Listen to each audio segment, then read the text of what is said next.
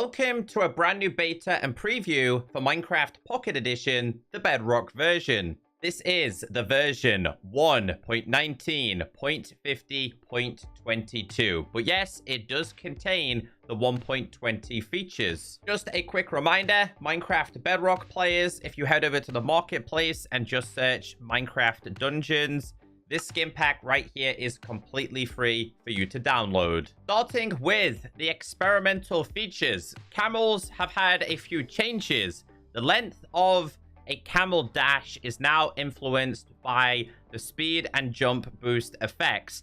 So I was a little bit confused with this one because I'm not sure if that means potions in general or if it means a beacon. Anyway, if we just get our friendly camel here, I want to show you guys the ordinary movement of a camel. This is the ordinary movement. This is the dashing of it. Sorry, the sprinting of it. This is the dashing of it. So now they can be influenced by effects. Hold on, we need to just throw that at you. Throw that at you. I'm also going to throw it at myself as well, just to double test this. But anyway, they can go a lot faster. Obviously, they should be able to jump a lot higher as well. Yes, definitely a lot higher there. But my guess as well is this also includes the beacon. The next change, a camel now keeps dashing until it touches ground or water. Now I want to show you a few things with the Minecraft camel here.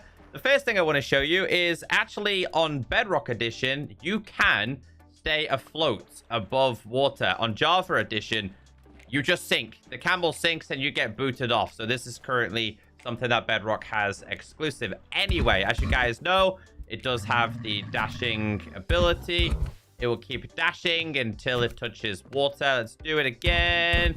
Obviously, it stops there. But one thing I do want to show you as well is if we are dashing and we get in water, you can't dash in the water.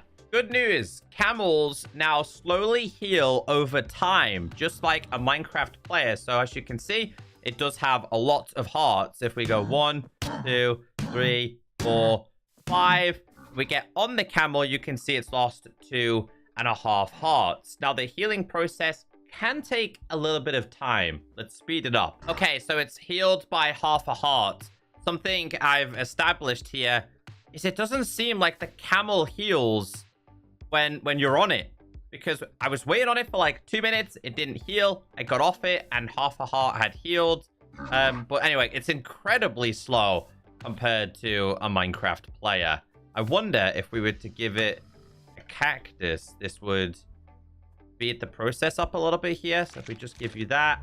Yeah, obviously using this, looks like this does fully heal it. So yeah, you're probably best off using a cactus to heal it rather than waiting for it to naturally happen. Camel spawn egg now has new color to better fit the color palette. This is the new spawn egg for your Minecraft camel. What do you think about this? On parity with Minecraft Java today, they have changed the camel's walk animation based on community feedback. You'll see here, the movement of the camel's legs are now together. So that was slightly tweaked today. Moving on to general. Let's read the changelog. The general changes this week are to do with added tooltips. If you want to read them, the link's down below. Moving on to features and bug fixes. Starting with the dressing room. Added a new flow to introduce the new Minecraft cast characters and how to use said characters as one's appearance. Let me show you. If you like to use a custom skin on Minecraft Bedrock Edition, click on the dressing room, go to an empty slot, click on create character, click on select from character list. Now you have all 9 characters available. It's not just Alex and Steve anymore. You have characters such as Ori. You have Sunny. Now, yes, you can edit them, just like you can edit Steve and Alex. So if we were to, let's start off with like a different top, right? I'm bored of this top. You want to have this fancy looking top. Yeah, of course you want to have this one. We can change that. Let's go to body. Let's go to hair. Oh, now look at that. Now that's some wild hair right there. Yeah, I feel like you deserve that. In fact, no, you can have a mohawk. Of course you can. So yeah, that's how that works. Moving on to gameplay. Fixed an issue where the player could clip through some walls while stuck inside blocks.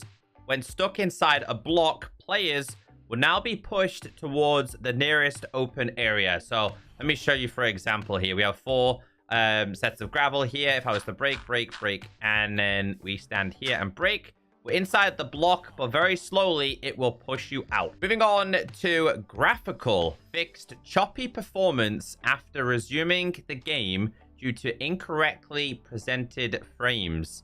Mob shadows render properly on Android devices using Angle. We have a bug report. Been a problem for a little bit of time now, but you'll see here, for those of you who are experiencing these issues with choppy shadows, that's been fixed today. Let's move on to items. It says, using the anvil to enchant or fix items will no longer rename items unintentionally. We have a bug report. Anvil renames items involuntarily on realms and servers. So they're showing here that they just literally randomly rename them on their own. So yeah, if you had that issue, it was fixed today. Moving on to mobs. Fixed a bug where slimes and magma cubes could break shields durability every tick. We have a bug report. This one is crazy. Reported back in 2021. Again, it's been a problem for quite some time. Watch this. That is insane. Try this.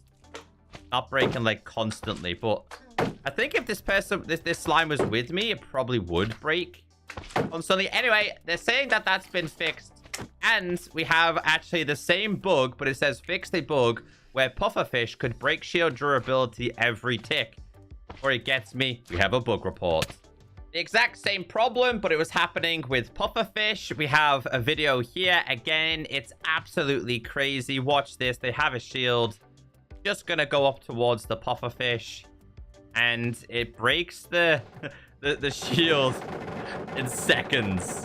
So we'll run the exact same test here. We'll go to game mode survival. We have a pufferfish in here. Well, there you go. I mean, it's still quite crazy, but the ticking is not as crazy as what I showed you in the video. Armor stands will now drop their offhand item upon destruction. Fixed a bug that could cause the Ender Dragon to not load if the world was saved and loaded while it was alive. We have a bug report. Apparently, the Ender Dragon could become invisible. Looks like they're playing on the pocket version, but you can see here the Ender Dragon has been there or was there, and you can see the crystal is also active as well. Anyway, the Ender Dragon will no longer spawn invisible. Performance and stability fixed an issue that could cause a crash when loading into some marketplace worlds on low memory devices. We have a bug report. So this was reported since the latest update, which was 1.19.40, which also very recently released, but it says Jurassic World DLC still crashes after reportedly fixed. And again, this doesn't really help, but again, apparently it was fixed. Fixed a crash that could occur when actors with a non-player owner went through end portals. Touch controls. Let's read the changelog. Here are the changes to touch controls this week. Most of them are quality of life features just to make life a little bit easier. If you want to check them out, the changelog is below. Moving on to vanilla parity. Lily pads now pop with sound and particles when run into by a boat. We have a bug report. Reported over 2 years ago. You'll see here when the person in a boat goes over the lily pad, it does break, but there's no particle effect or there's no sound effect. That's changed as of today. So now when we get in a boat and we break this, listen.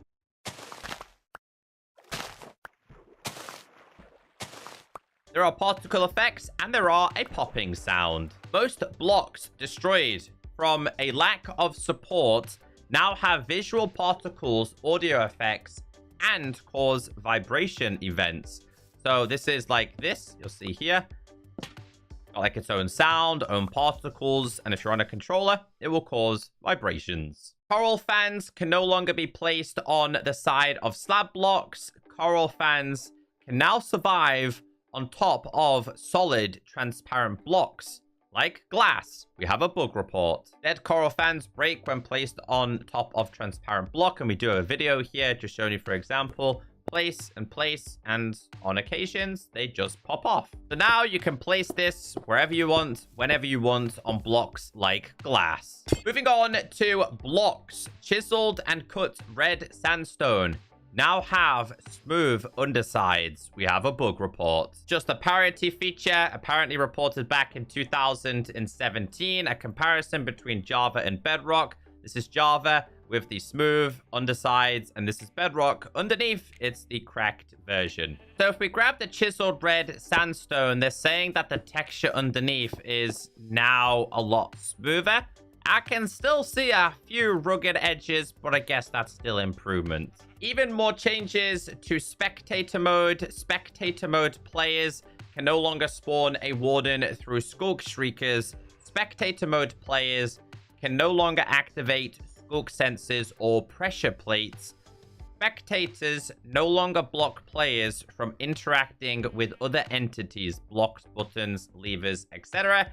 And technical updates. Let's read the changelog. Only a handful of technical updates this week. If you want to read the changelog, it's down below. Now, I know this week we really didn't get too many exciting changes or introductions to the game. Main focus was, of course, camels, but there will be plenty more of the 1.20 betas, previews, and snapshots. If you made it this far in today's video, let me know in the comment section, because you are the real MVP, and I'll see you all in the next video. Goodbye.